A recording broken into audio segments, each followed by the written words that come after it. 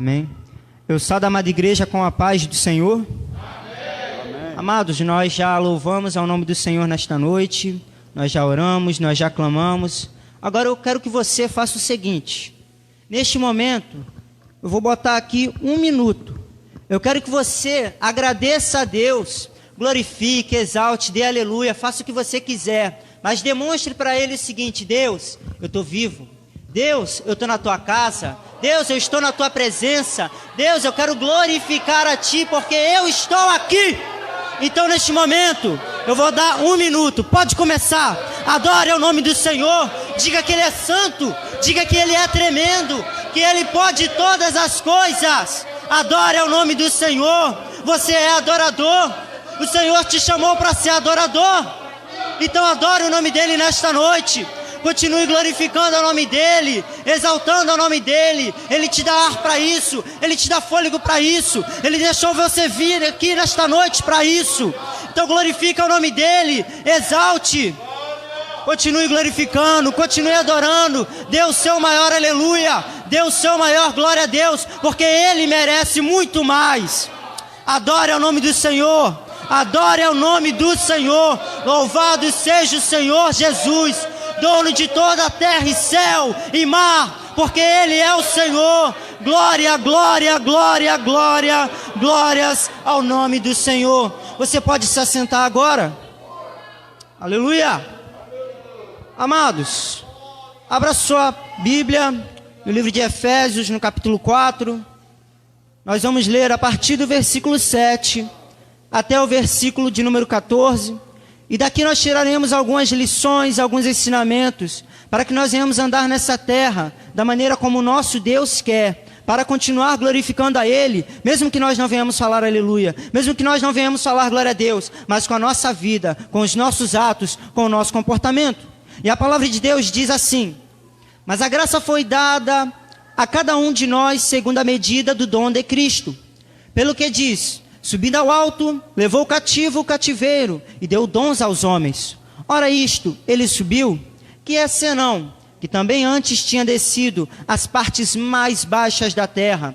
Aquele que desceu é o mesmo que subiu acima de todos os céus, para cumprir todas as coisas. E ele mesmo deu uns para apóstolos, e outros para profetas, e outros para evangelistas, e outros para pastores e doutores, querendo o aperfeiçoamento dos santos, para a obra do ministério, para a edificação do corpo de Cristo, até que todos cheguemos à unidade da fé e ao conhecimento do Filho de Deus, a varão perfeito, à medida da estatura completa de Cristo, para que não sejamos mais meninos inconstantes, levando em roda por todo o vento de doutrina, pelo engano de homens que com astúcia enganam fraudulosamente. Você pode dar um amém? Você pode dar um aleluia? Amados, quando nós olhamos lá para o Antigo Testamento, lá para o livro de Levítico, o livro de Levítico ele trata muito sobre sacrifícios, sobre a forma que os israelitas deviam cultuar a Deus. E você vai ver constantemente sendo dito lá em Levítico o seguinte: é necessário que se ofereça holocausto todos os dias, todas as semanas ao Senhor, para que os nossos pecados sejam expiados. Ou seja, os israelitas eles tinham que constantemente matar animais, para que eles pudessem receber de Deus o perdão. Mas lá no livro de Hebreus, no capítulo 10, vai dizer o seguinte: que o sangue desses touros, o sangue desses animais, não poderiam tirar o pecado do povo, porque Paulo ele mesmo havia falado que todos nós pecamos e todos nós estamos destituídos da glória de Deus. Mas houve um que sem pecado veio a este mundo e morreu por nós. Quem é este um, igreja? Jesus Cristo, aquele Senhor, o nosso Deus, o nosso amado. E Ele veio até nós, Ele morreu por nós e Ele nos restituiu, como diz aqui no versículo 7, a graça de Deus foi derramada novamente sobre nós. Adão e Eva estavam lá no paraíso, eles viviam diante de Deus, a graça, o poder, a glória, a presença de Deus estava constantemente com eles, mas por causa da desobediência deles, eles perderam esse privilégio, eles perderam essa graça de Deus, mas o nosso Jesus restituiu essa graça. Mas Ageu, como é que foi que ele fez isso, Ageu? A palavra vai dizer o seguinte: Ora isto ele subiu, que é senão o que também antes havia descido às partes mais baixas da terra. No livro de Mateus, no capítulo 12, do versículo 38 a 40, diz assim: Então alguns dos escribas e dos fariseus tomaram a palavra dizendo: Mestre, quiséramos ver da tua parte algum sinal. Mas ele lhes respondeu e disse: Uma geração má e adúltera pede um sinal, porém não se lhe dará outro sinal, senão o sinal do profeta Jonas. Pois como Jonas esteve 3 dias e 3 noites no ventre da baleia, assim estará o Filho do Homem 3 dias e 3 noites do seio da terra. Jesus constantemente, ele chegava para os seus discípulos e falava abertamente: eu vou ter que morrer, eu vou passar 3 dias morto, mas eu vou ressuscitar. Os seus discípulos não aceitavam isso. Pedro reclamava dizendo: Senhor, não será assim. Mas Jesus falou novamente, e agora ele fala para aquela geração: vocês vão receber um único sinal, o do profeta Jonas. Assim como Jonas ficou 3 dias e 3 noites no ventre da baleia, assim importa que o Filho do Homem, eu, Jesus Cristo, fique lá embaixo, morto, para que as pessoas venham acreditar que eu fui homem, que eu sofri tudo que um homem pode sofrer nessa terra e ainda passei pela morte. Só que a diferença do nosso Deus para qualquer outro homem é que ele morreu, mas ele ressuscitou. E em Romanos 6,9 diz o seguinte: sabendo que, havendo Cristo ressuscitado dos mortos, já não morre, a morte não mais terá domínio sobre ele. Louvado seja o nome do Senhor. Ele morreu, mas agora ele ressuscitou, ele venceu a morte. E ele entrega essa vitória na nossa mão. Foi falado aqui nesta noite sobre vitória, sobre peleja, sobre ganhar na causa, na justiça. Mas o Senhor, ele está te dizendo o seguinte: eu já tenho uma vitória preparada para você. E a vitória é sobre a morte. Você pode até morrer, mas eu já diz na minha palavra: se você crer, você verá a minha glória e você vai ressuscitar. E Ageu, o que foi que o nosso Senhor foi fazer morto? Porque quando ele morre, quando a pessoa morre, ela não fica inconsciente. Muitos têm esse pensamento, mas isso é errado. Creio que o nosso pastor já trouxe isso no culto de doutrina, que está sendo falado sobre escatologia. E creio que ele já trouxe um estudo dizendo que quando as pessoas morrem, elas não ficam no estado de consciência. E a palavra de Deus vai dizer o seguinte: olha o que o nosso Senhor fez enquanto ele estava morto. Preste atenção, Apocalipse 1, versículo 17 ao 18. E eu, quando o vi, João dizendo, caí a seus pés como morto. E ele pôs sobre mim a sua destra, dizendo-me: não temas, eu sou o primeiro, eu sou o último, e o que vivo e fui morto, mas eis estou vivo para todo sempre. Amém. E tenho as chaves da morte e do inferno. O nosso Senhor, ele morreu. Sim, ele morreu, mas ele morreu com a seguinte missão: de ir lá no inferno, pegar a chave da morte, pegar a chave do inferno. É por isso que o nosso Senhor Jesus chega para os seus discípulos, chega para Pedro dizendo: Pedro, tu és Pedro, mas sobre esta pedra edificarei a minha igreja, e as portas do inferno não prevalecerão. Por quê? Porque a chave do inferno está com o nosso Senhor. Ele é o Senhor de tudo.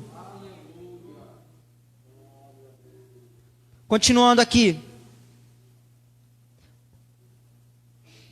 E aquele que desceu é também o mesmo que subiu acima de todos os céus para cumprir todas as coisas. Agora o nosso Senhor já morreu, agora ele já pegou as chaves do inferno, as chaves da morte.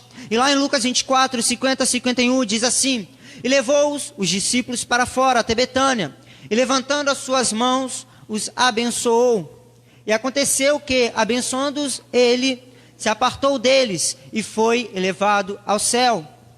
O nosso Senhor Jesus já tinha cumprido toda a sua missão aqui nessa terra. Ele veio, ele morreu por nós, ele tirou os nossos pecados. Ele foi até o inferno, ele pegou a chave do inferno, pegou a chave da morte. Agora ele abençoa os seus discípulos. Ele promete para os seus discípulos: olha, fiquem em Jerusalém, porque vocês não vão poder fazer a minha obra até que eu venha sobre vocês e derrame poder. Então ele fala: ficai em Jerusalém, até que do alto sejais revestidos de poder. Então quando o nosso Senhor acaba de dar essas últimas ordens aos seus discípulos, à sua igreja, ele ascende aos céus. Mas Ageu, o que Jesus está fazendo lá no céu agora?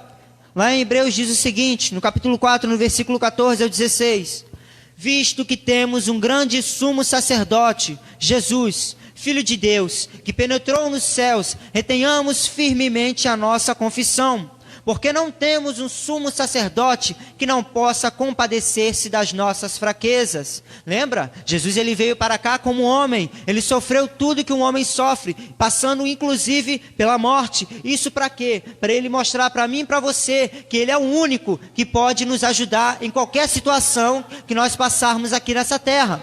Continuando. Porém, um que, como nós, em tudo foi tentado, mas sem pecado. Ele era perfeito, foi por isso que ele foi escolhido para morrer em nosso lugar. Cheguemos, pois, com confiança ao trono da graça, para que possamos alcançar misericórdia e achar graça, a fim de sermos ajudados em tempo oportuno.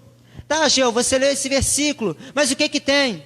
Você escutou que nesse versículo está dizendo que ele é o nosso sumo sacerdote? O grande sumo sacerdote? A função do sumo sacerdote lá no Antigo Testamento era fazer a expiação, era fazer a intercessão pelo povo.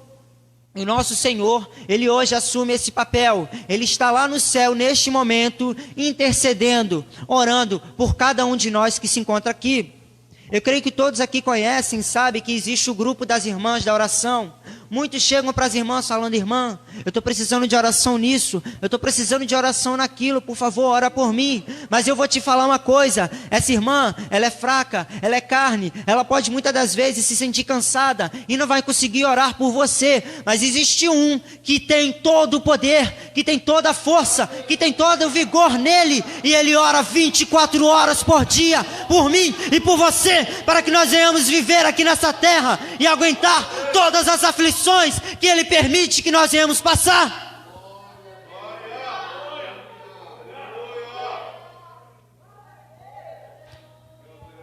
E agora, dando continuidade, versículo 11 vai dizer o seguinte: e ele mesmo deu uns para apóstolos, e outros para profetas, e outros para evangelistas, e outros para pastores e doutores.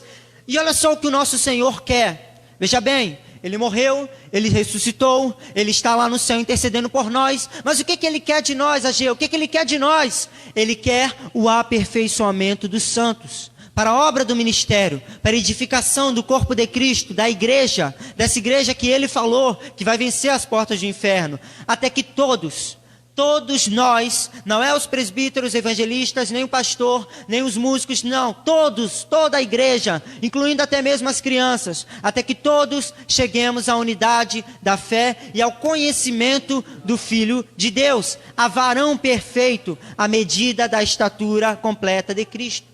O que o nosso Senhor quer é que nós venhamos nos parecer com Ele,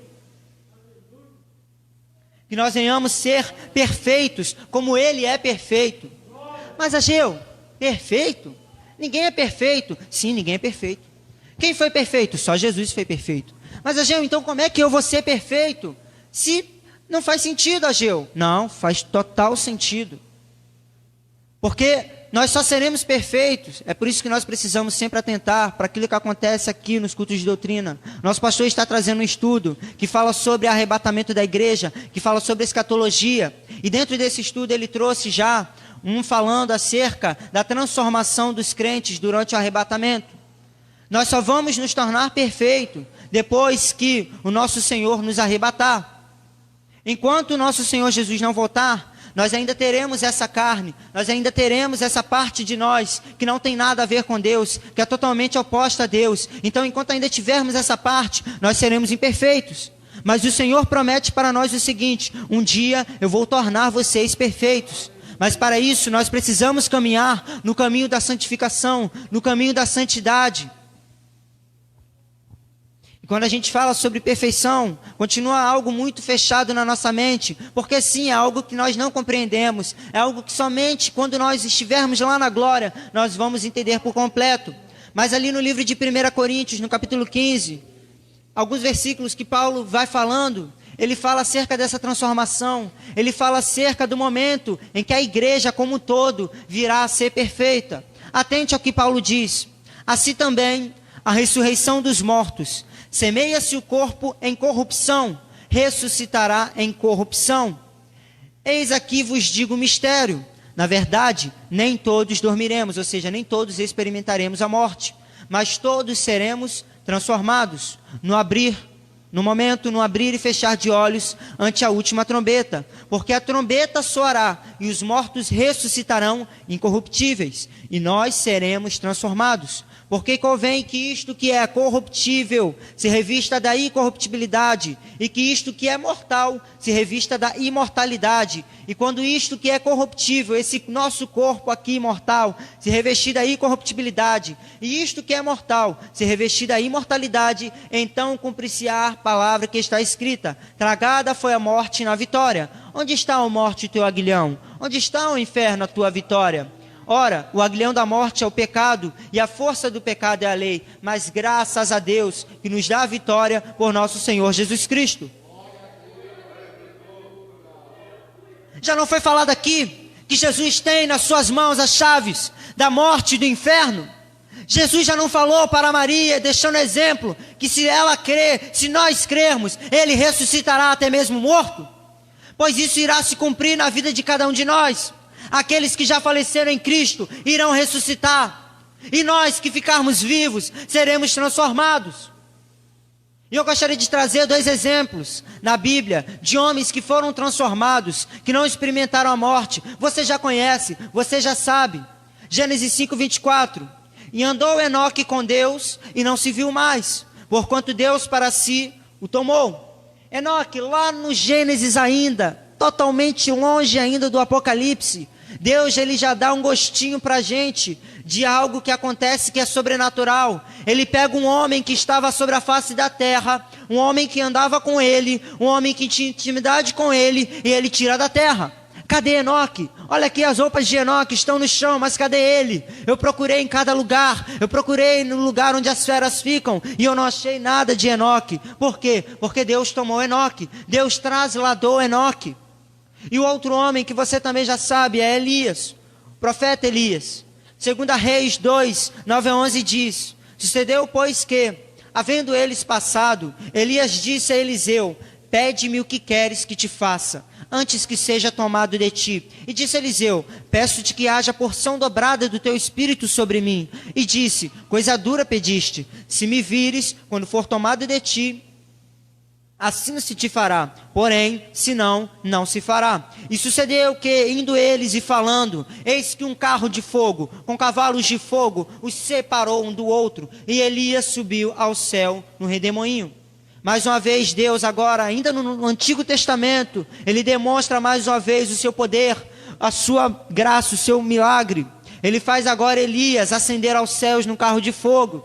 Eliseu fica olhando para o céu, vendo o seu mestre, o seu rabi subindo, e Elias deixa a capa cair. Eliseu pega a capa e ele volta. Ele encontra com um grupo de jovens que falam: cadê Elias? Cadê Elias? Eliseu fala: ele foi arrebatado. E aqueles jovens não acreditaram, e eles foram lá correr atrás. Eliseu falou: vocês vão perder o tempo de vocês, Elias não está ali, ele já está no céu. E mesmo assim aqueles jovens foram. Passado o tempo, aqueles jovens voltaram para Eliseu e falaram: a gente não achou o corpo dele. Por quê? Porque Deus arrebatou Elias. São 2 exemplos que deixam claro para nós que sim, Deus ele tem o poder para fazer a sua igreja ser arrebatada, ser transformada, ir para o céu.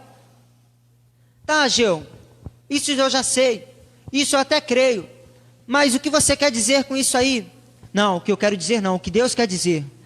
Você lembra que Enoque andava com Deus? Sim. Que Enoque tinha intimidade com Deus? Isso foi requisito fundamental para que Enoque ascendesse ao céu. Tá, Ageu, mas e Elias? Elias, a Bíblia vai dizer que Elias era um homem que tinha as mesmas paixões que as nossas, que tinha as mesmas vontades. Elias orou, caiu fogo do céu. Só que Elias também se sentiu oprimido, entrou em depressão, entrou na caverna. Mas Elias era um homem que ele perseverava na oração. Num dado momento, Deus fala para Elias: Elias, vai orar. E Elias vai lá, dobra os seus joelhos, ele ora. Ele fala para o seu moço: moço, você vê alguma coisa? E o moço fala: não vi nada.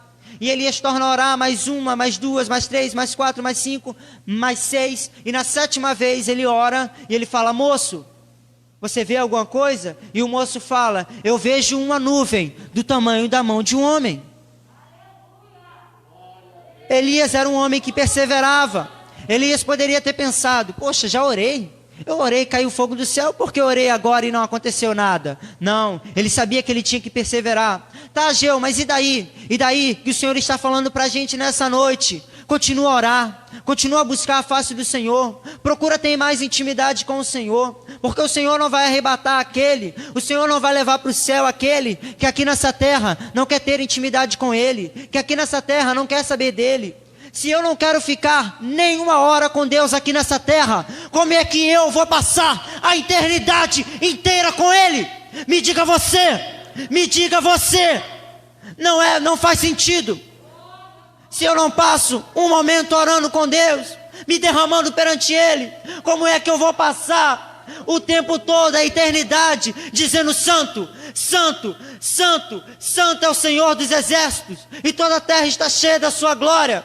Nós glorificamos a Deus aqui por um minuto, os anjos fazem isso por toda a eternidade.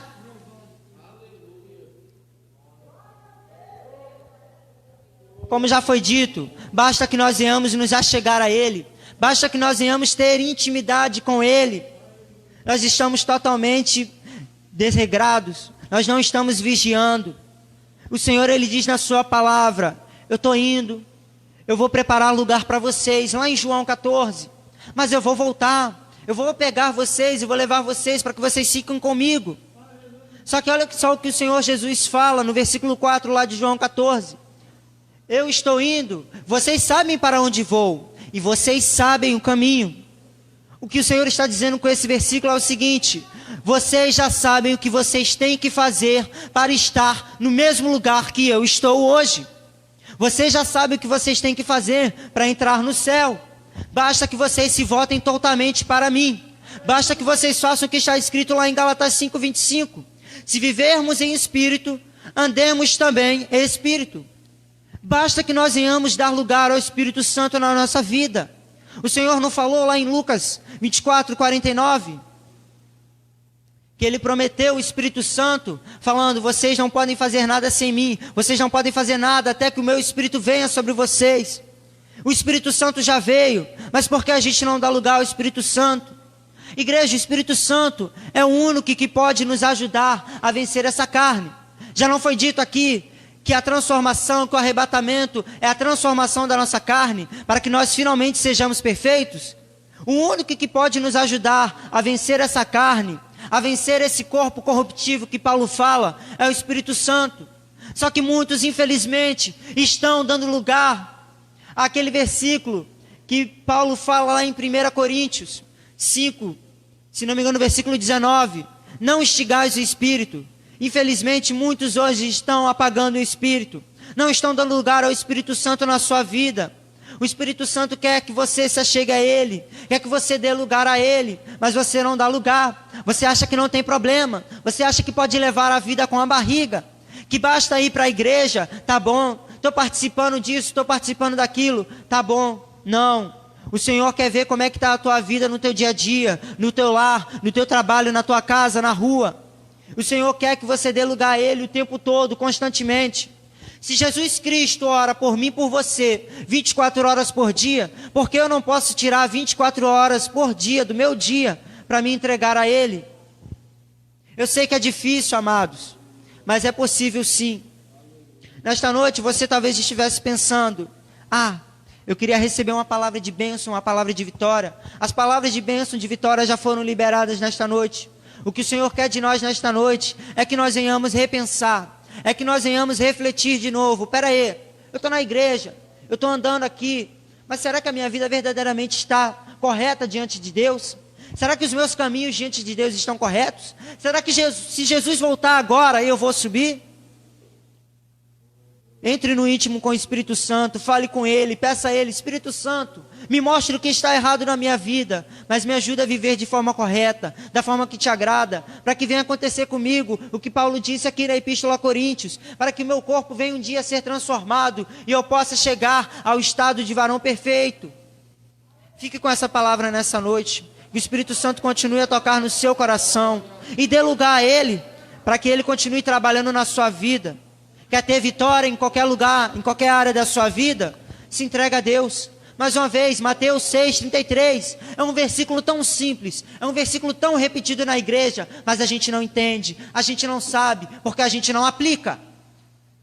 Dai lugar primeiro ao reino de Deus e à sua justiça, e as demais coisas vos serão acrescentadas. O Senhor te chamou para servir a Ele, não é para ficar lá fora fazendo o que você quer, é para servir a Ele. E aquilo que você precisar, você não precisa nem mesmo chegar a pedir, basta que você pense naquilo, e você vai lembrar que o Senhor falou: se você estiver fazendo a sua parte para com o meu reino, eu já vou te dar isso aí que você precisa. Fique com essa palavra no nome de Jesus. Glória a Deus.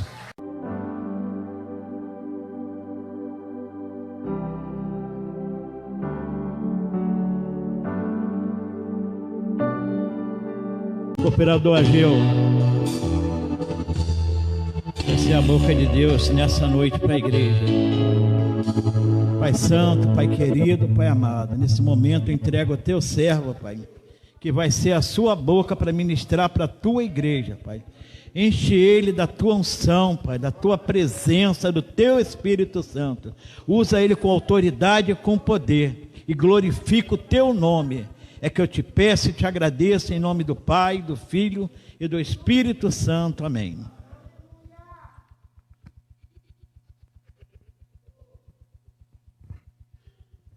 Saúde, amada igreja, com a paz do Senhor. Os irmãos podem ficar sentados. Eu vou ser muito breve, porque o tempo já é corrido. E hoje está sendo uma noite muito agitada, mas glória a Deus, porque estou correndo para lá e para cá, mas eu estou vendo que o Espírito Santo de Deus está falando o tempo todo no meio da sua igreja. Eu acredito que a maioria dos irmãos já devem sair daqui cheios da palavra de Deus, cheios do poder de Deus, porque Deus já tem falado. Mas como de costume, é sempre bom que tenha uma pregação, para que aqueles que ainda não entenderam o operar de Deus venham entendê-lo no final. E nessa noite nós vamos fazer a leitura do livro de 1 Crônicas, capítulo de número 2. 1 Crônicas, capítulo de número 2. Nós vamos ler o versículo 13, 14, 15, 16 e só. Para os irmãos que já acharam, ou para os que vão achar, vão perceber que não são versículos muito comuns de se ver em cultos, principalmente um culto de oração como o de hoje. E a palavra de Deus diz assim, os irmãos acharam? E Jessé gerou a Eliabe, seu primogênito, e Abinadab, o segundo, e Simeia, o terceiro, Natanel, o quarto, Radai, o quinto, Ozem, o sexto, Davi, o sétimo. E foram as suas irmãs Zeruia. A igreja repete, por favor, Zeruia. E Abigail. E foram os filhos de Zeruia, Abisai, Joabe e Azael. 3. Eu preciso muito da ajuda da igreja nesse momento. Pode se assentar, irmão. Os irmãos vão me ajudar a gravar esses 3 nomes. Abisai, pode repetir comigo, irmão. Abisai, Joabe e Azael. Eu vou dizer para os irmãos o significado do nome de cada um deles, e quando eu disser o nome de cada um deles, os irmãos vão só dizer o significado. Abisai, meu pai presente. Abisai,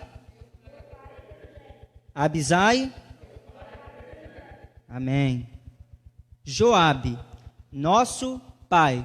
Joabe, então, Abisai, Joabe, por último, Azael, Deus fez. Azael, então, para finalizar, preciso que os irmãos guardem isso. Abisai, meu pai presente. Joabe, nosso pai. Azael, Deus fez. Amados, esses 3 homens, a Bíblia vai dizer, segundo esse versículo, que eram os sobrinhos do rei Davi. O famoso rei Davi, o maior rei que já existiu na história do povo de Israel. E nós vamos analisar um pedacinho da vida de cada um desses 3 homens. Desde já eu quero declarar que eles eram soldados do rei e eles eram seus homens de confiança. Eles eram os homens que sempre estavam com Davi, para onde Davi ia, e eles sempre estavam atrás dele como seus guarda-costas, ajudando ele em qualquer situação que aparecesse. Então nós vamos tratar da vida de cada um deles. O primeiro deles vai ser Abisai. Lá em 1 Samuel, capítulo 26, versículos 5 e 6, vai dizer o seguinte, eu só quero que você escute. E Davi se levantou e veio ao lugar onde Saulo se tinha acampado.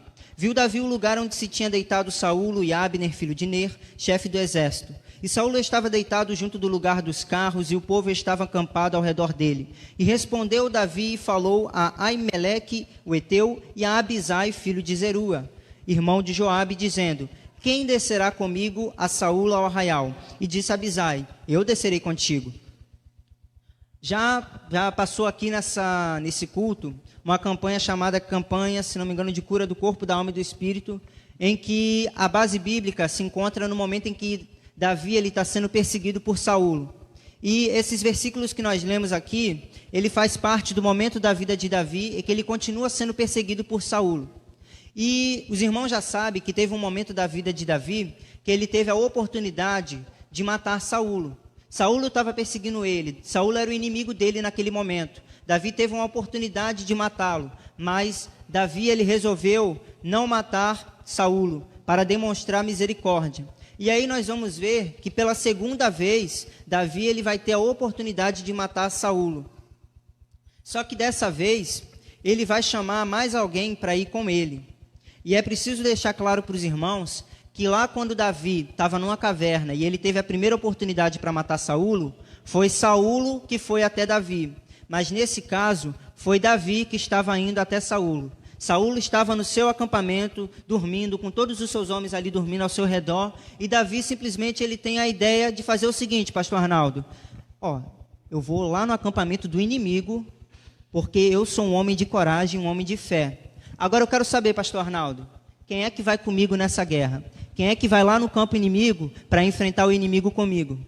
E aí ele pergunta para dois homens. Um foi Aimeleque, filho de um Eteu, de um outro povo, não era israelita. E o outro homem foi Abisai. Abisai é meu pai presente. Os irmãos já esqueceram, preciso que os irmãos lembrem. E ele vai chamar Abisai e Aimeleque. E quem é que vai responder com um sim? Abisai.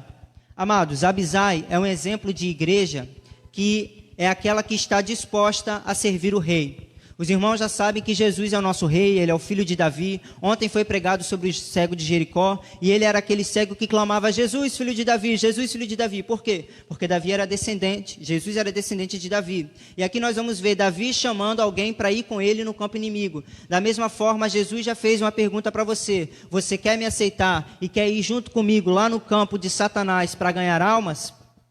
E a pergunta é, quem de nós aqui vai fazer como Abisai? Vai dizer para Jesus, eu estou aqui, eu estou disposto a te servir, meu rei. E nós vamos ver que Abisai, ele vai junto com o rei, um ponto positivo.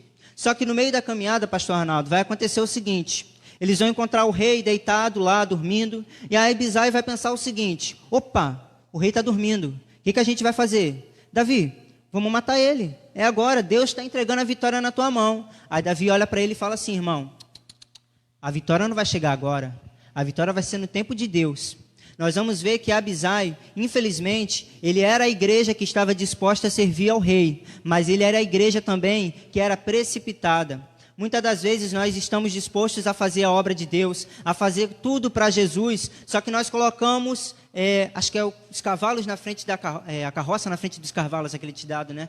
Nós queremos fazer tudo do nosso jeito, nós queremos fazer tudo dentro do nosso tempo, sendo que Deus fala na sua palavra, para todas as coisas há um tempo determinado. Então nós vamos aprender que Abisai ele foi precipitado e nós não podemos tomar esse exemplo de Abisai, de ser precipitados quanto à obra do Senhor ou quanto a qualquer outra coisa que acontecer na nossa vida.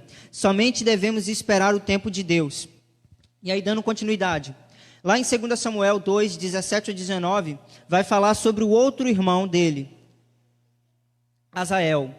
Azael é Deus fez, os irmãos não lembraram, mas amém. E vai dizer o seguinte: e seguisse naquele dia uma crua peleja, porém Abner e os homens de Israel foram feridos diante do servo de Davi.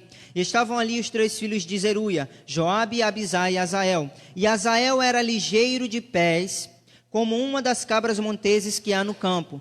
E Azael seguiu após Abner e não declinou de detrás de Abner, nem para a direita, nem para a esquerda. Nós vamos ver agora o segundo irmão, Azael. A Bíblia, desde já, ela dá uma qualidade para Azael. Qual é a qualidade, Agil? Ela diz que Azael é um homem ligeiro de pés. Naquela época, um tempo em que o povo vivia lutando para lá e para cá, quem tinha a perna rápida, podia correr e matar o inimigo, estava em vantagem. Então a Bíblia ela vai apresentar uma qualidade, uma vantagem de Azael. Só que a Bíblia também ela vai apresentar um defeito. Assim como seu irmão Abisai tinha uma qualidade de estar disposto a servir o rei, mas era precipitado, a Bíblia vai dizer que Azael, ele era um homem que era ligeiro, mas ele usou essa qualidade dele para ir atrás de algo que não tinha mais valor, que não valia mais a pena. A Bíblia vai dizer que a peleja que estava acontecendo naquele dia era uma peleja que os homens de Davi já estavam ganhando.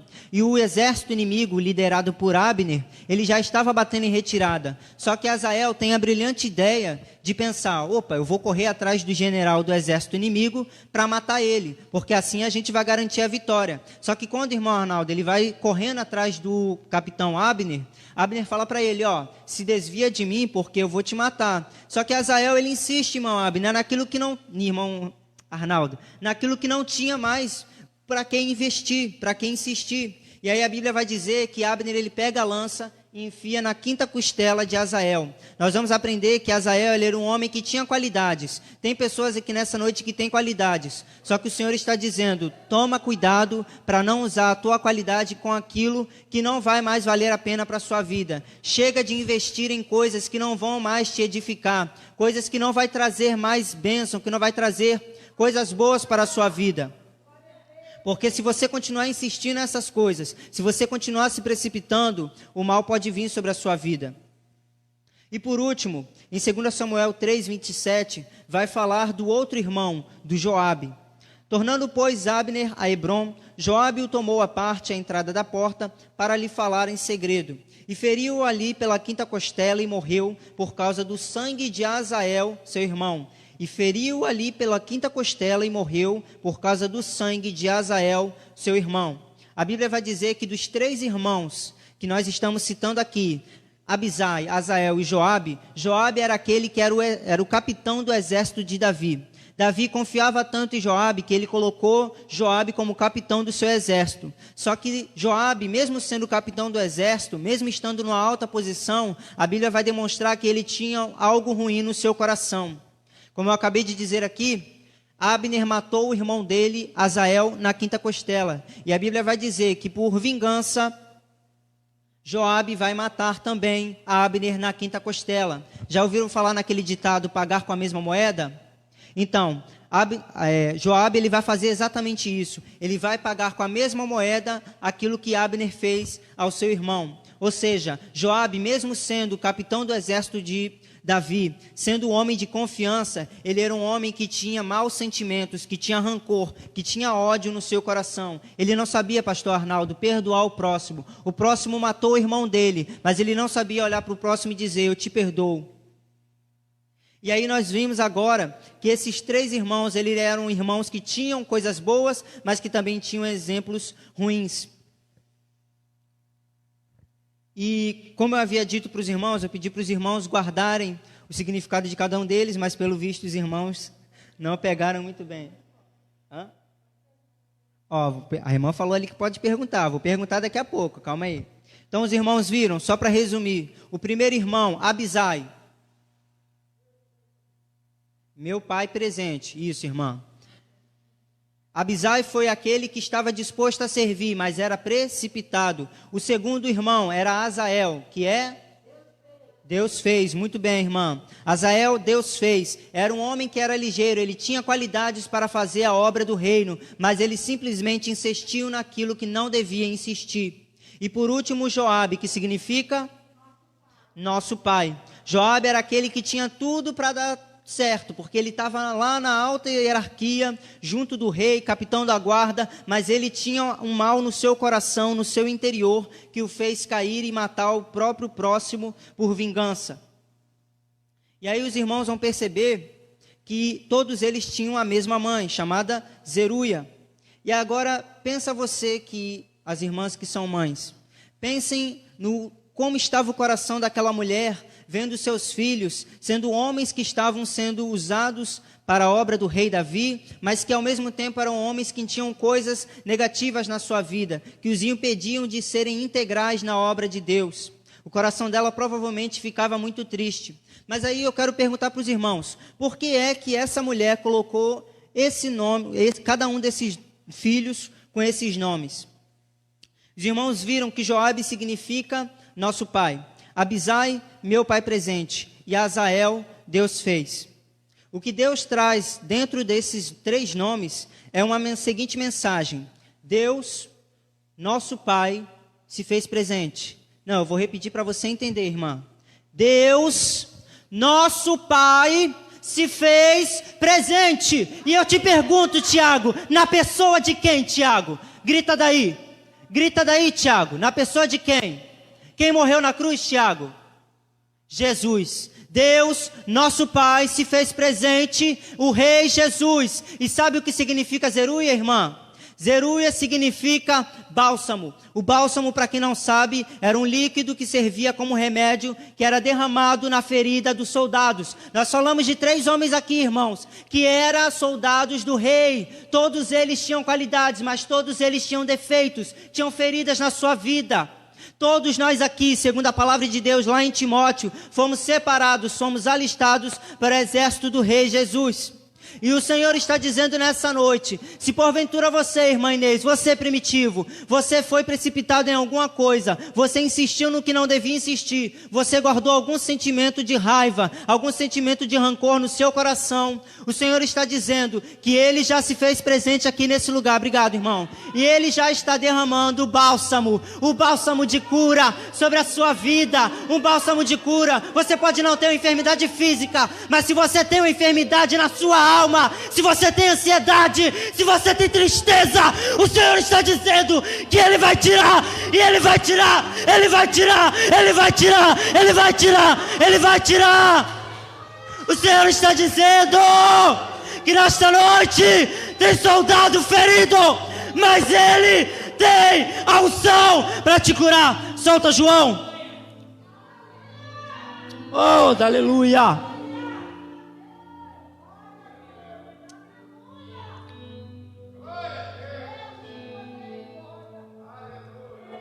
Foi?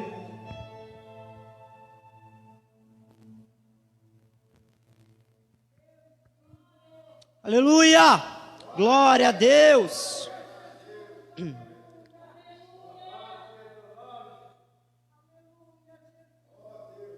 Glória a Deus! Diante de tudo isso que já foi dito, irmão, eu quero que você feche os seus olhos para o próximo louvor que será entoado agora ao Senhor. Eu peço que você adore juntamente. Foi? Pode ir.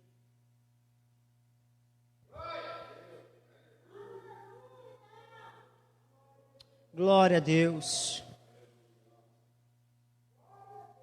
Aleluia. Glória, glória, glória, glória a Deus. Santo é o teu nome, Senhor, general dos exércitos. Digno de honra, de glória e de exaltação és tu, Senhor Jesus. Glória a Deus. Aleluia. Foi, João? Irmão, o senhor sabe tocar aquela soldado ferido?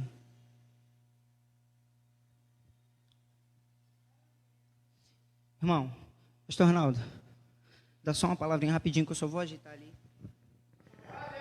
Glória a Deus. Deus faz presente aqui, irmãos, nesta noite. Aleluia. Fica ligadinho aí, que Deus tem bênção para nós nesta noite. Aleluia, glória a Deus. Há muitos feridos,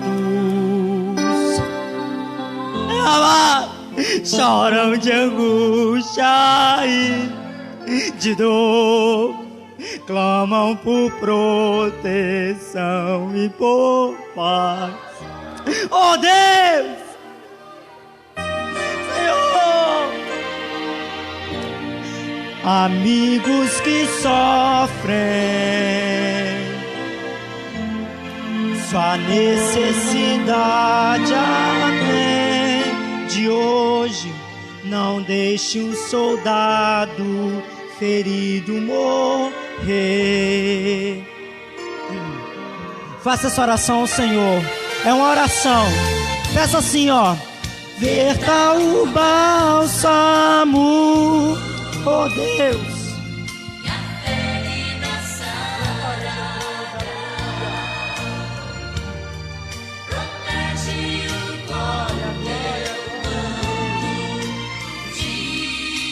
Sim, Jesus, vai derramando bálsamo nessa noite, ó meu Pai. O pão partirei, glória a Deus, aleluia. Glória a Jesus. E toda angústia sairá. Não deixe o fiel soldado ferido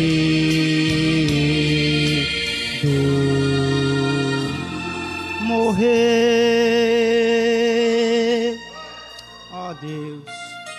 Aí talvez você, seguindo sua ordem, lutaram na frente para o rei, e o forte inimigo puderam vencer.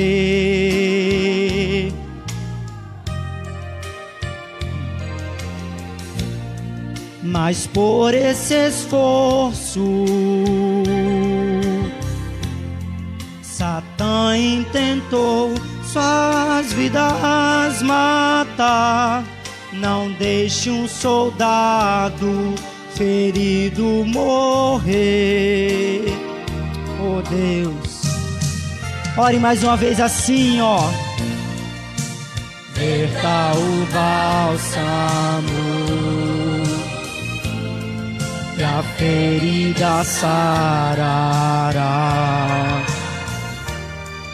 Protege-os com teu manto de amor.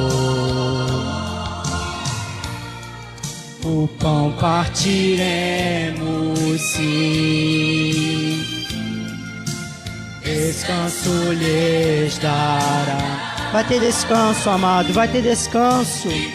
Glória a Deus. Sairá. Não deixe fiel soldado ferido morrer.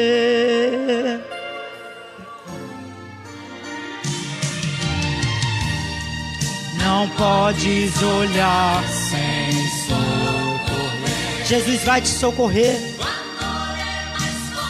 O amor dele ultrapassa barreiras, vence o inferno. Ele não vai deixar você morrer. Você é um soldado do Senhor. Não pare por nada. Aquele grande dia está chegando. A recompensa está vindo. Glória a Deus. Assim agradeço minha rica oportunidade no nome de Jesus.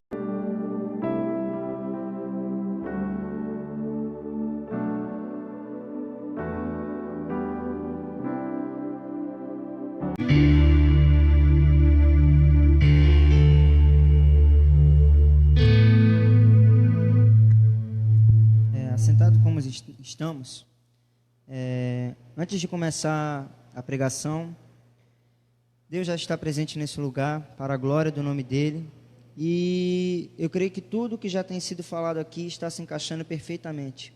E eu quero louvar ainda a Deus com mais um hino, que vai ser uma base para essa pregação de agora. Desde já eu quero agradecer mais uma vez ao Corpo de Libertação por ter me dado essa oportunidade, primeiramente a Deus, porque é sempre bom estar falando da palavra dele, anunciando o seu evangelho em cada lugar.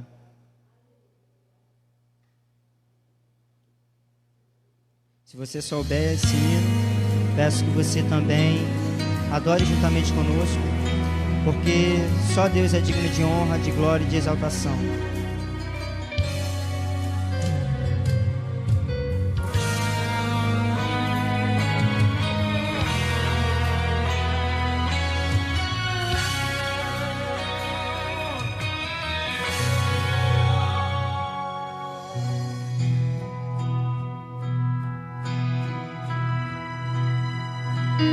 Quem tem chamada nem sempre habita nos palácios. Às vezes vai cuidar de ovelhas no deserto.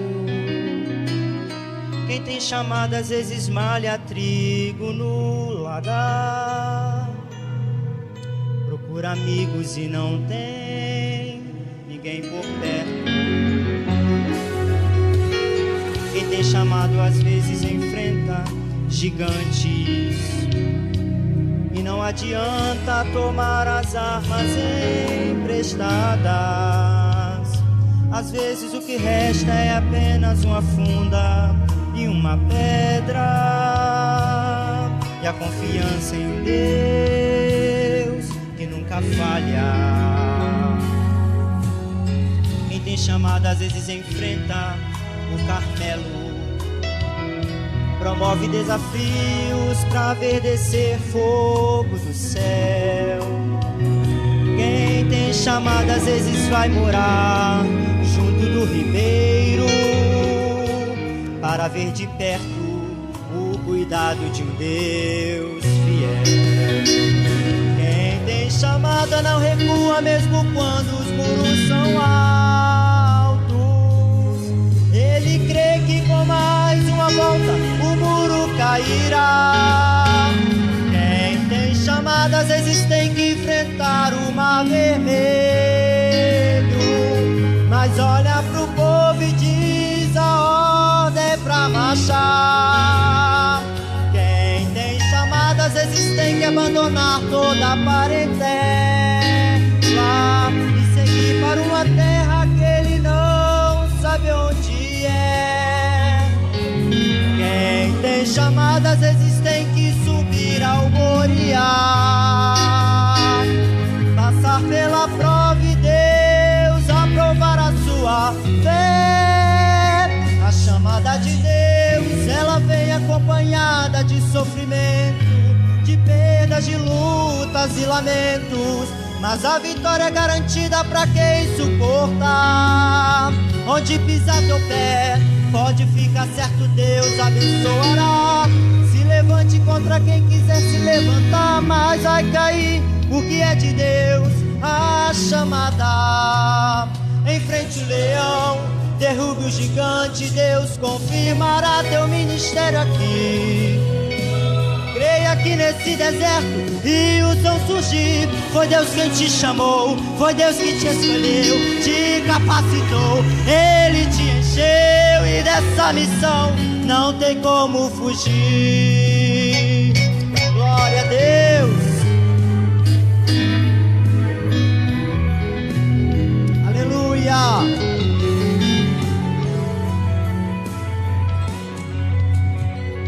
Quem tem chamada não recua mesmo quando os muros são altos.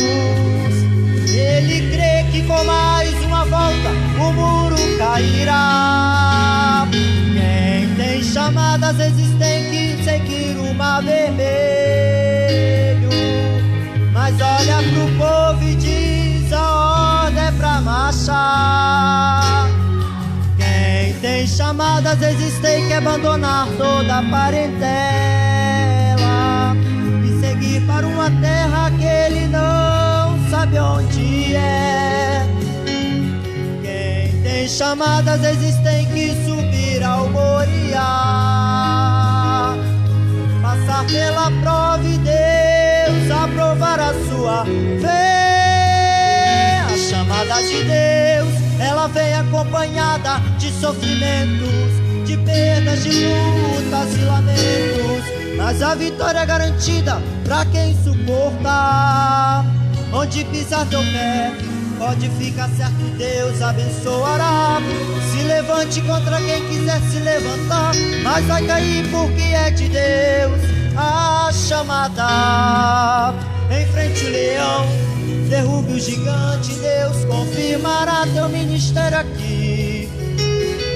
Creia que nesse deserto rios vão surgir. Foi Deus quem te chamou, foi Deus que te escolheu, te capacitou, Ele te encheu, e dessa missão não tem como fugir. É você mesmo, e dessa missão não tem como fugir. É você mesmo, e dessa missão não tem como fugir. Não tem como escapar. Deus te chamou, é você. Sem mais delongas, 1 Samuel, capítulo 16, versículo de número 11. Ainda temos 20 minutos e Deus vai continuar falando nesse lugar. Disse mais Samuel a Jessé: acabaram-se os mancebos? E disse: ainda falta o menor. E eis que apacenta as ovelhas. Disse, pois, Samuel a Jessé: envia e manda-o chamar, porquanto não nos assentaremos em roda da mesa até que ele venha aqui.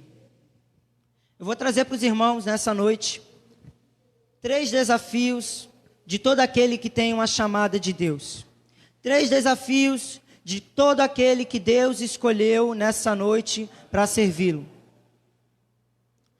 Quando o povo de Israel saiu do Egito, eles viviam numa sociedade teocrática. Para quem não sabe, uma sociedade teocrática é uma sociedade na qual Deus é o governante do povo. Ou seja, Deus é o rei do povo.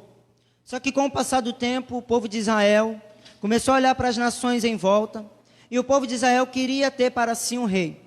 Então o povo de Israel vai chegar para Samuel e vai pedir para Samuel, o profeta, um rei. E aí Samuel começa a falar com Deus, e Deus fala para Samuel: tudo bem, Samuel, esse povo não quer mais que eu governe eles, eu vou permitir que eles tenham um rei. E aí Deus vai permitir que o povo de Israel tenha um rei, e você sabe que o primeiro rei de Israel foi Saul.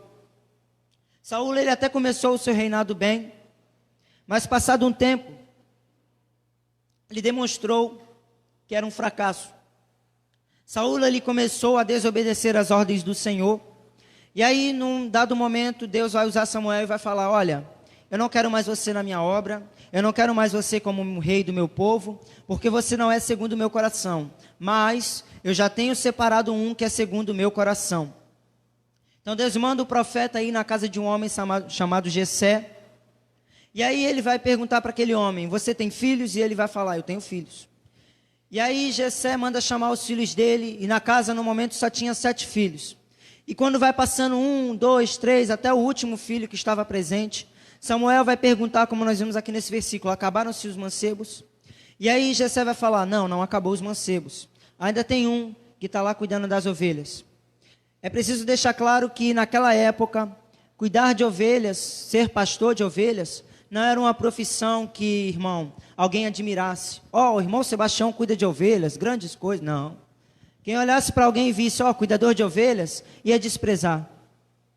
É por isso que, enquanto todo mundo já estava reunido para se alimentar, Davi continuava lá, porque ele não era querido pela sua família, ele era desprezado. Só que Deus, ele vai olhar para Davi, ele vai olhar para o interior de Davi, ele vai ver que aquele jovem, que era um pastor de ovelhas, ele tinha um coração que era bondoso. Ele tinha um coração que era segundo o coração de Deus, e ele, mesmo sendo um jovem desprezado, Deus, ele vai pegar ele e vai colocar ele numa alta posição. Deus, ele vai pegar aquele jovem e vai ungir aquele jovem como rei. E aí no versículo 13 diz: então Samuel tomou o vaso de azeite e ungiu no meio de seus irmãos. E desde aquele dia em diante o Espírito do Senhor se apoderou de Davi. Então Samuel se levantou e se tornou a Ramá. Deus, ele vai pegar um jovem que estava numa posição de total desprezo da sociedade, da sua família, e vai prometer para ele que ele vai colocar ele numa posição de destaque no meio de todo o povo. Enquanto muitos não queriam olhar para ele, a sua própria família não queria olhar para ele, Deus vai pegar ele e vai colocar num lugar onde todos, incluindo a sua família, vão poder olhar para ele. E a mesma coisa aconteceu comigo e com você aqui nessa noite. A palavra de Deus diz no Salmo 100, versículo 3: Sabei que o Senhor é Deus, foi Ele, não nós, que nos fez povo seu e ovelhas do seu pasto. E aí é preciso nós lembrarmos que quando Jesus ele veio a esse mundo, ele não veio a esse mundo de qualquer jeito, e ele não veio para fazer qualquer coisa. Como nós pudemos estar aqui pela manhã na Santa Ceia, foi falado que Jesus ele veio a esse mundo para restaurar a relação do homem com Deus. Se antes nós estávamos na condição de Davi, numa condição de desprezo diante da sociedade, numa condição de total lixo, ninguém olhava para nós, ninguém dava por nós. Jesus ele olhou para nós e ele fez a mesma coisa que Deus fez com Davi nesse momento. Ele nos pegou, nos tirou de lá do lugar de desprezo e nos colocou no lugar de destaque. E que lugar é esse? Na sua presença. Como diz aquele hino: quando Jesus estendeu a sua mão, quando ele estendeu a sua mão para mim, eu era pobre, perdido, sem Deus, sem Jesus, mas ele estendeu a sua mão para mim. Só que nem tudo são flores. Sim, verdadeiramente é bom estar na presença de Deus, é bom fazer a obra de Deus, mas como eu disse no início, a obra de Deus ela vem com sofrimentos, ela vem com problemas, ela vem com desafios. Porque a obra de Deus ela é como se fosse uma rosa. Tem sim uma beleza, tem sim o seu cheiro, mas ela tem sim os seus momentos de dor. E é nessa noite que eu gostaria de falar sobre esses momentos de dor. Quando Davi ele foi ungido rei, não pense os irmãos que ele virou rei no mesmo instante que foi ungido, não. Passaram-se 13 anos até que Davi chegasse à posição de rei. Então, ele passou 13 anos ainda num preparo, numa preparação. E foi durante esses 13 anos que os irmãos vão estar lembrados que ele enfrentou um gigante e que ele enfrentou a fúria de Saulo, porque Saulo, por inveja, o tempo todo estava perseguindo Davi. E nós podemos dizer que tanto o gigante que Davi enfrentou, quanto o rei Saulo perseguindo, eram desafios externos à vida de Davi. Não eram desafios que estavam dentro dele, eram desafios que vinham por fora. Só que nós vamos ver que mesmo Davi, quando se tornou rei, mesmo quando Davi já tinha sobre si o cumprimento da promessa de Deus, porque a promessa de Deus é que ele viria a ser rei, nós vamos ver que Davi ele vai enfrentar problemas internos, problemas com ele mesmo, e nós vamos tirar disso lições. A palavra vai dizer, lá em 2 Samuel 11, versículo 1,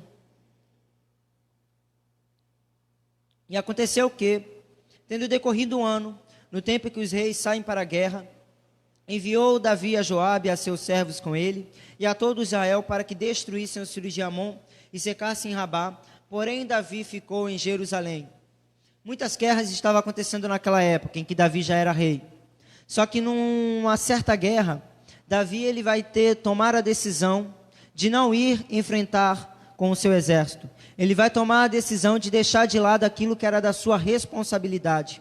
Ele era o rei, ele tinha que ir à frente do seu exército para poder liderar, para poder coordenar a batalha, mas ele vai deixar tudo isso a cargo do seu homem chamado Joabe. E ele vai ficar em Jerusalém. E eu acredito que a maioria dos irmãos vai lembrar que quando Davi ficou em Jerusalém, ele começou a passear no palácio dele, e no momento ele vê uma certa mulher chamada Batseba, e Davi ele vai cometer adultério com aquela mulher. E ele não só vai cometer adultério, como também, depois de ver o mal que tinha feito, ele vai tentar mascarar o seu pecado, matando o marido dessa mulher. Então nós vamos ver que Davi, mesmo sendo rei de Israel, mesmo tendo ganhado sobre si a promessa de Deus, nós vamos ver que ele vai cair. Nós vamos ver que ele vai adulterar. Nós vamos ver que ele vai assassinar o próximo. E a primeira lição que nós podemos tirar daqui, o primeiro desafio que nós temos como servos de Deus a enfrentar, é o desafio de permanecer de pé. Veja bem, Deus ele tirou Davi de uma posição de total desprezo, colocou ele numa posição de destaque. Só que mesmo numa posição de destaque, Davi ele não vai vigiar e ele vai cair. Ele passou de pastor para rei, e de rei ele passou para adúltero e assassino. E nós também não podemos achar que isso não vai ser diferente na nossa vida. Como servos de Deus, nós temos que ter a ciência de que, mesmo que venham certas lutas, como falta de emprego, enfermidades, falta de suprimento na casa, nós precisamos estar atentos que podemos acabar caindo diante da presença de Deus. A palavra de Deus diz em Gálatas 5, versículo 1: Estai, pois, firmes na liberdade com que Cristo nos libertou, e não torneis a meter-vos debaixo do jugo da servidão. Paulo está dizendo para aquele povo que era da igreja de Gálatas, que aquele povo não era para tornar a fazer as coisas que eles faziam antigamente. Eles já haviam sido libertos de tudo aquilo que os prendia, que os afastava de Deus. E tinham homens naquela igreja que queriam fazer com que eles voltassem para aquele mesmo erro, para aquele mesmo pecado.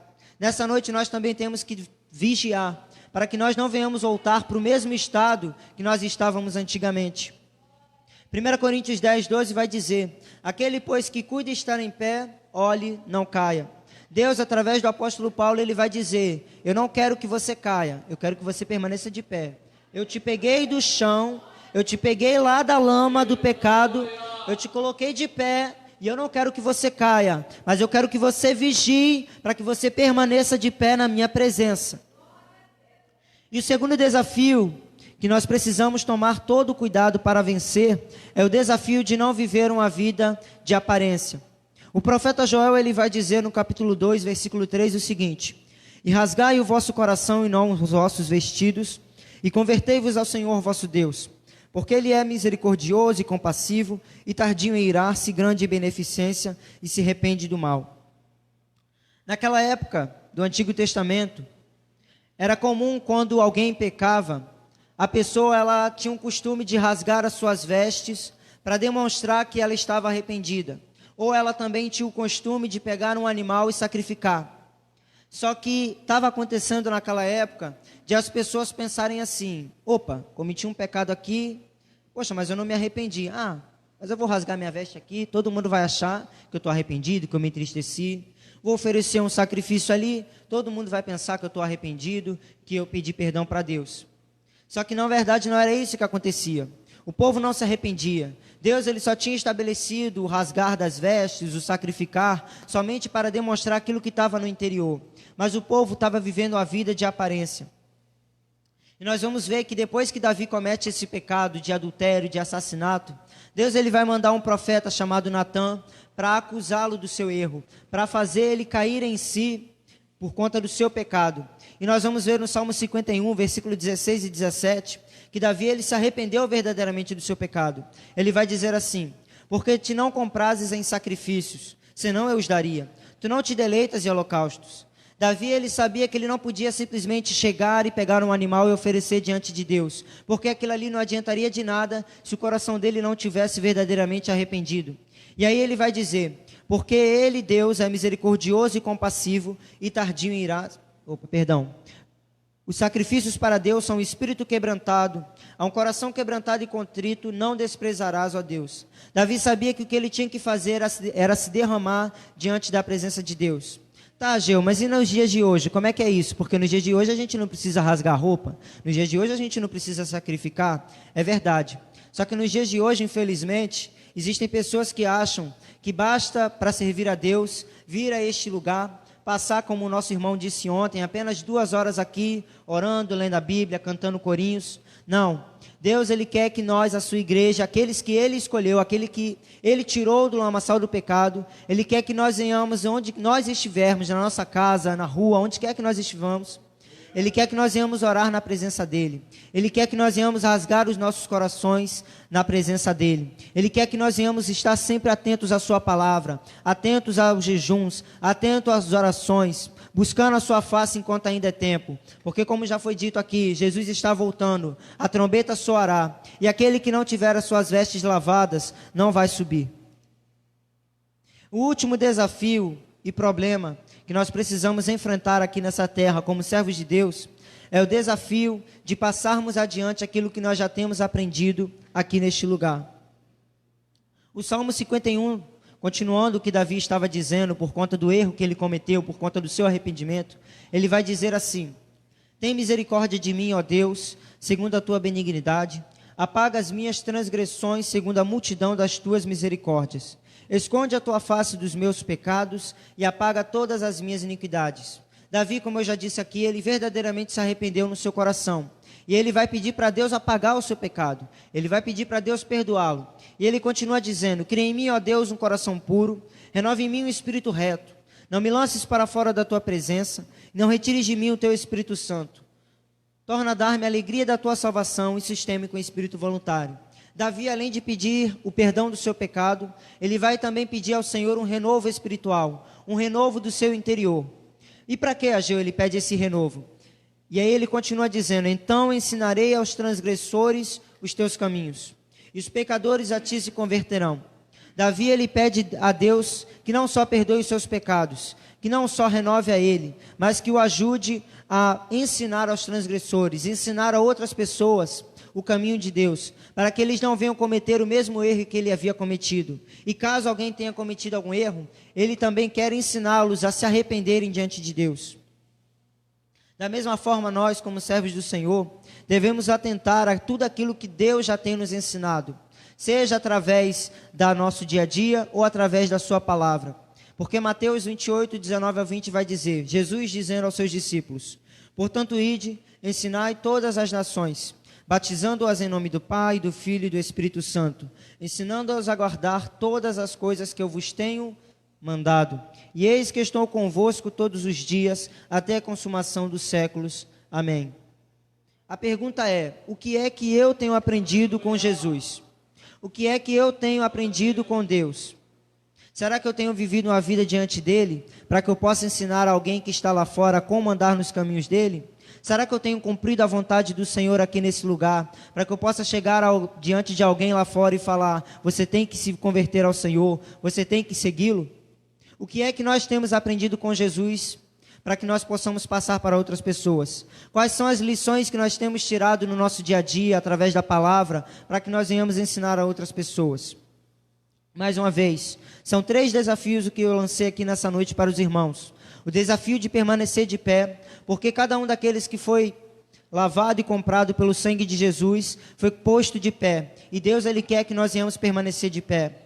O segundo desafio, não viver uma vida de aparência. Deus não quer que nós venhamos ser religiosos. Deus não quer que nós venhamos simplesmente entrar por aquelas portas, sentar no banco e ficar assistindo ao culto. Deus quer que nós venhamos na nossa casa dobrar os nossos joelhos, nos mostrar diante dele, dizer para ele que nós estamos na presença dele. Deus quer que nós venhamos ir diante de alguém que está lá fora, alguém que está perdido, que está no mundo das drogas, da prostituição, e dizer para ele: olha, Jesus ainda tem uma solução para a sua vida. Jesus ainda tem uma chance para você, basta você aceitar. É isso que Deus quer que nós venhamos fazer como igreja. É por isso que ele nos chamou. E como foi louvado aqui nessa noite, tudo aquilo que tentar se levantar contra as nossas vidas, Deus, ele vai abater. Deus, ele vai abater porque ele quer que nós venhamos vencer na sua presença. E como ele diz aqui nesse último versículo que eu li: eis que estou convosco todos os dias, até a consumação dos séculos. Jesus ainda está conosco. Nós ainda temos tempo para fazer a obra dele nessa terra. Mas vai chegar o dia em que nós não vamos poder mais ter tempo. Aqueles que ficarem nessa terra vão ficar desesperados. Mas nós que estamos vigiando, devemos cada vez mais avançar na sua obra. Eu peço que os irmãos não venham se sentir tristes por não terem achado que seria uma pregação de muito avivamento, uma pregação de muita gritaria. Eu quero que os irmãos venham entender nessa noite que Deus quer que nós venhamos ouvir mais e gritar menos. Deus quer que nós venhamos aprender mais com os nossos ouvidos, praticar mais a sua palavra, do que simplesmente chegar aqui, ler um versículo, louvar, chorar, e chegar lá fora continuar com a mesma vida, pobre, como se nós não servíssemos a Ele, como se nós não tivéssemos o encontro com o Rei dos Reis e Senhor dos Senhores. Eu peço que os irmãos venham meditar nisso e venham pôr em prática o que já foi trazido aqui nessa noite. Assim agradeço a minha rica oportunidade no nome de Jesus.